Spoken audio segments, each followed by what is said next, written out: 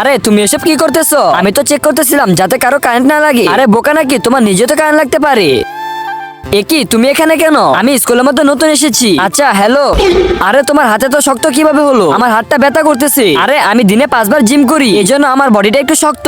আরে জিম করলে মানুষের বডি এত শক্ত কিভাবে হয়? বাচ্চারা তোমরা প্রতিদিন স্কুলের মধ্যে মোবাইল নিয়ে আসো, এজন্য আজকে আমি স্ক্যানার নিয়ে আসছি। আরে আমি তো মোবাইল নিয়ে আসছি, এখন আমি কি করি? আমি তো ধরা পড়ে যাব। তোমার কিছু হবে না, দাঁড়াও আমি কিছু করতেছি। আরে কই যাও তুমি? হ্যাঁ একই তোমার পুরো শরীরের মধ্যে তো ডিটেক্ট করতেছে। এটা তো হতে পারে না, মনে হয় আপনার মেশিনটা নষ্ট হয়ে গিয়েছে। আজকে দেখবো শয়তানকে হারিয়ে কি আল্লাহ তাআলাকে জিতিয়ে দেয়। আল্লাহর এই সুন্দর ছবিটাকে ভালোবাসলে ভিডিওটিতে লাইক করে দিয়ে চ্যানেলকে সাবস্ক্রাইব করে দিবেন। আর যদি শয়তানকে ভালোবাসো তাহলে কিছুই করতে হবে না। ঠিক আছে, তাহলে আমি কালকে আসবো।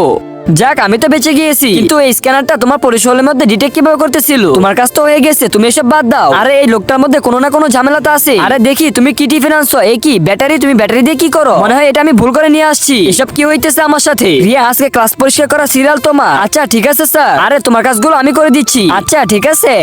তো বন্ধুরা এর পরের পার্ট দেখতে হলে কমেন্টে পার্ট 2 লিখো।